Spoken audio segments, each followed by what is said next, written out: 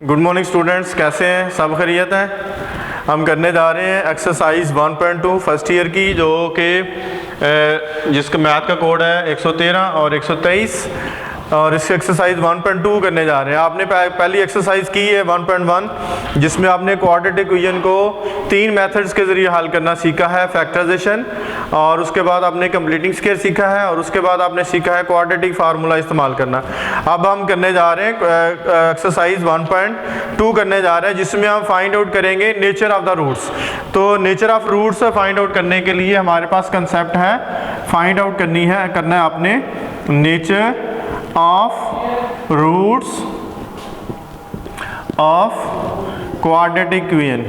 जो हमें quadratic equation given थी, उसके रूट्स की हम नेचर फाइंड करनी है। तो नेचर फाइंड करने के लिए आपने क्वाड्रेटिक जो फार्मूला इस्तेमाल किया है, उस की मदद से हम जो है इसकी नेचर फाइंड करेंगे। हमारे पास formula x is equal to -b plus minus square root b square minus 4ac over 2a।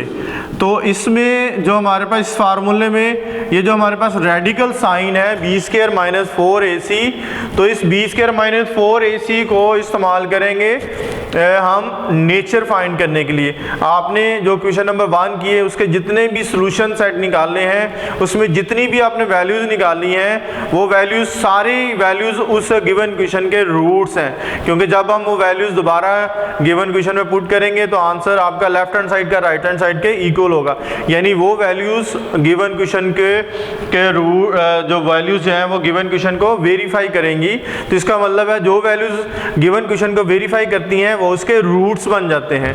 तो जब उसके रूट्स बन जाएंगे तो क्या होगा, तो उन रूट्स की हम अब नेचर फाइंड करेंगे। नेचर फाइंड करने के लिए जो रेडिकल साइन के नीचे वैल्यू है b स्क्वायर माइनस 4ac, इसको हम कंसीडर करते हैं कि ये हमारा डिस्क्रिमिनेंट है।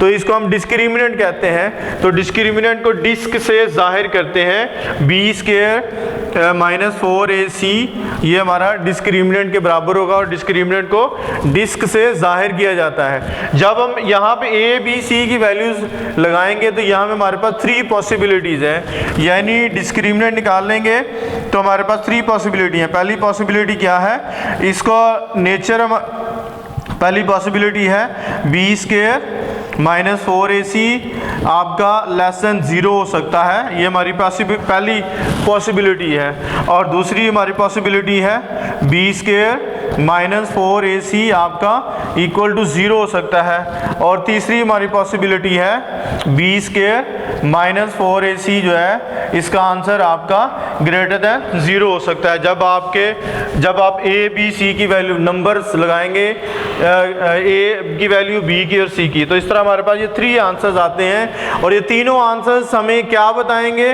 कि आपके रूट्स जो हैं वो रियल हैं। रूट्स क्या हैं? रियल, रैशनल हैं, इरेशनल हैं या इमेजिनरी। यहाँ मैं लिखने जा रहा हूँ कि आपके रूट्स जो हैं वो क्या होंगे। Roots will be real, rational, irrational,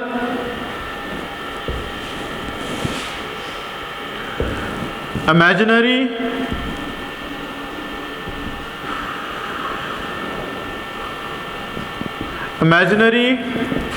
equal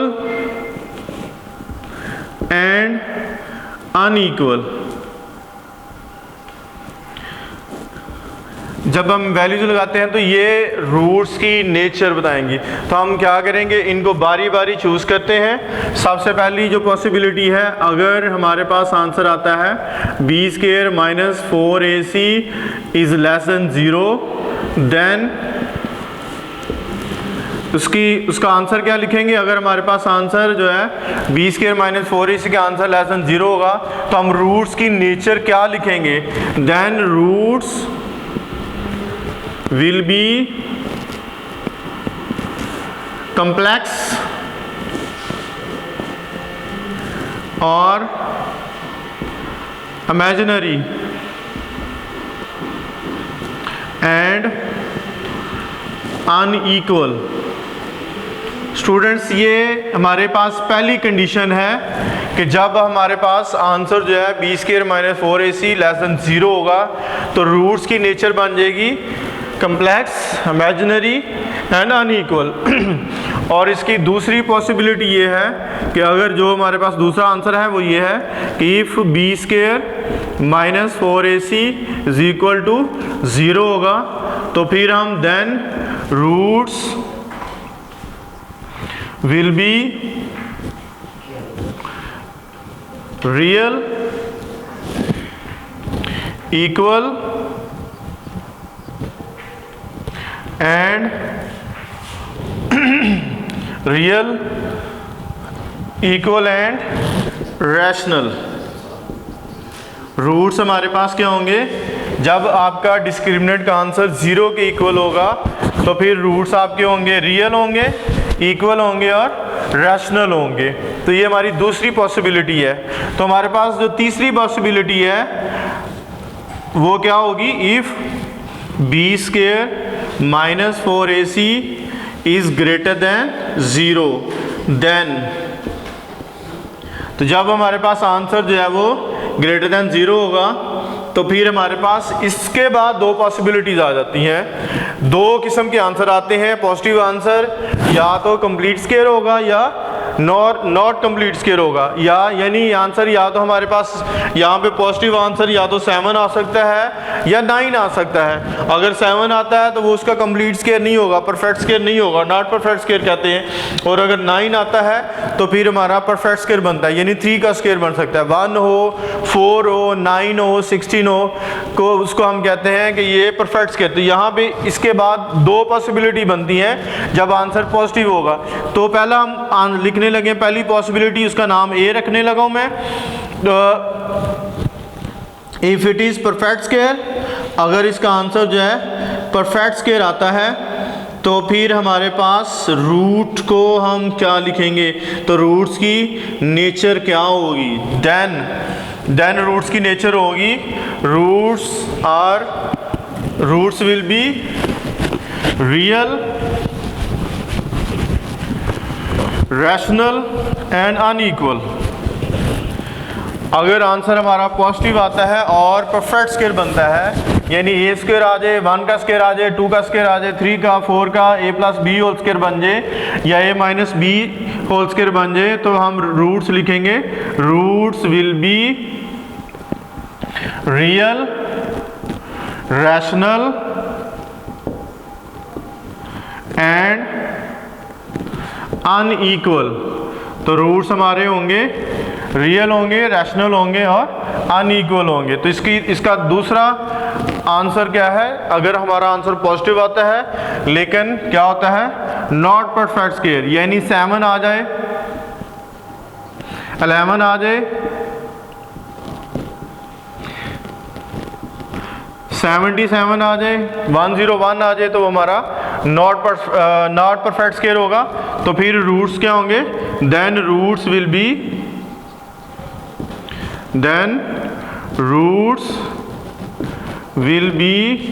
real, irrational and unequal. Students, ये इस तरह हमारे पास 3 पॉसिबिलिटीज हैं, लेकिन हमारे पास कंडीशंस 4 बन जाती हैं। पहली कंडीशन क्या है, अगर आंसर हमारा लेस देन 0 होगा तो रूट्स क्या होंगे, कम्प्लेक्स नंबर हो सकता है या उसको हम कह सकते हैं ये इमेजिनरी हो सकता है और अनइक्वल होंगे। तो अगर इक्वल टू 0 होगा तो रूट्स क्या होंगे, रियल होंगे, इक्वल होंगे और रैशनल होंगे। अगर हमारे पास जो है तीसरी पॉसिबिलिटी है, तो अगर हमारे पास डिस्क्रिमिनेंट ग्रेटर देन 0 होगा यानी पॉजिटिव आंसर आएगा, तो फिर इसकी 2 पॉसिबिलिटीज होती हैं मजीद। एक तो आंसर क्या बनता है परफेक्ट स्क्वायर और दूसरा आंसर बनता है नॉट परफेक्ट स्क्वायर, जिसकी एग्जांपल हम दे सकते हैं 7 आंसर आता है या 9 आंसर आता है। तो 9 जो है हमारा परफेक्ट स्क्वायर है, जबकि 7 जो है नॉट परफेक्ट स्क्वायर। अगर परफेक्ट स्क्वायर आता है तो रूट्स लिखेंगे roots will be real, rational and unequal. और अगर नॉट परफेक्ट स्क्वायर होगा, पॉजिटिव आंसर होगा, तो हम लिखेंगे roots will be real, irrational and unequal. ये 4 पॉसिबिलिटीज जिस स्टूडेंट्स को याद हो जाती हैं ये 4 कंडीशन जिस स्टूडेंट्स ने याद कर ली तो इसका मतलब है 1.2 उसके टिप्स पे होगा।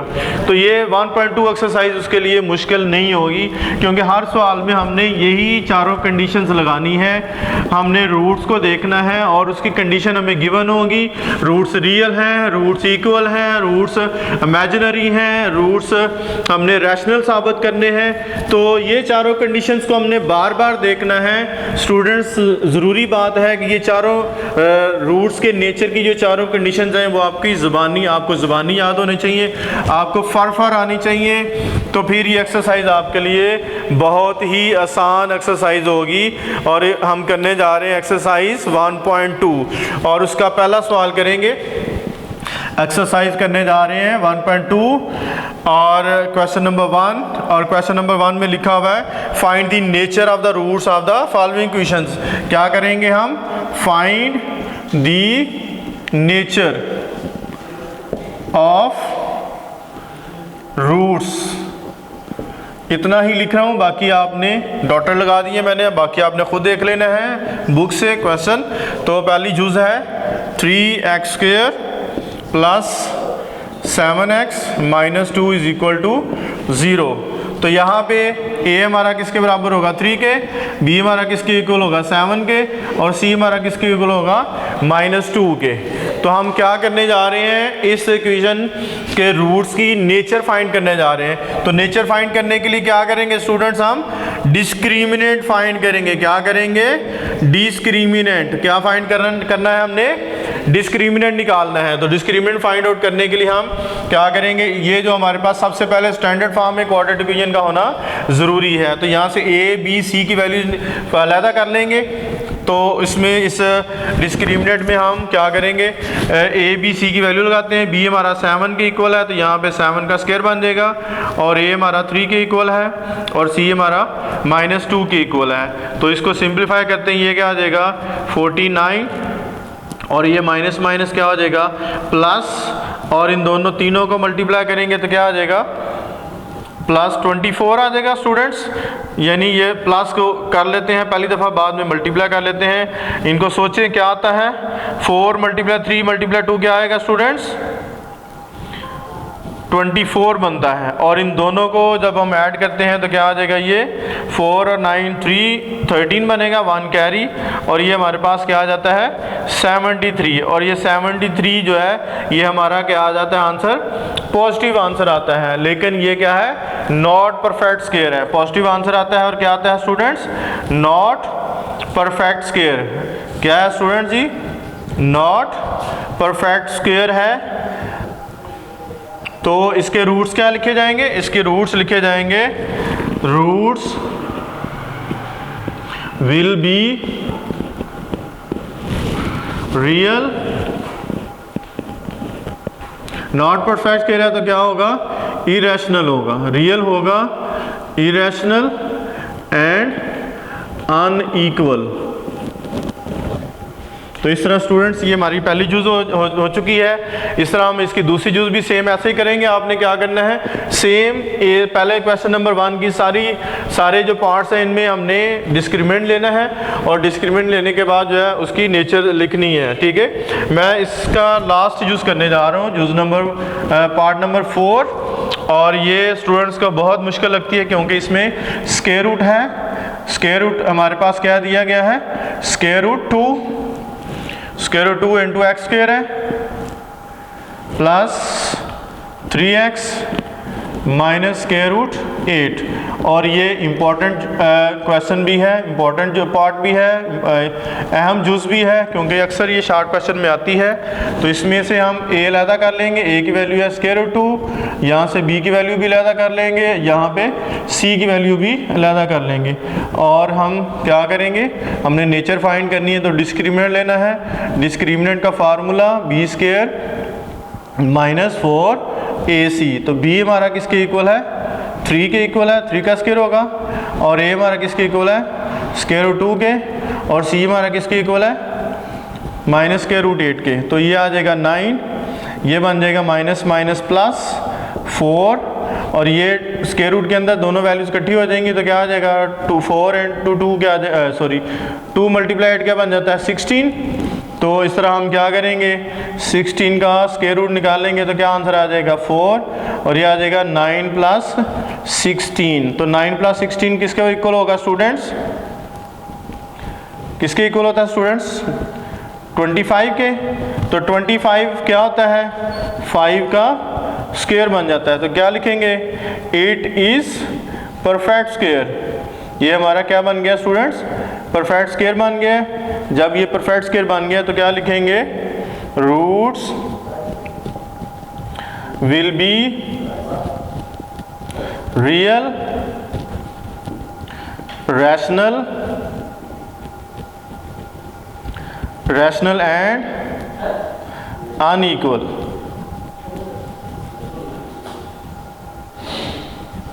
और इस तरह हम इसका आंसर निकाल लेंगे। बाकी दोनों जुज़ आपने खुद करनी है स्टूडेंट्स।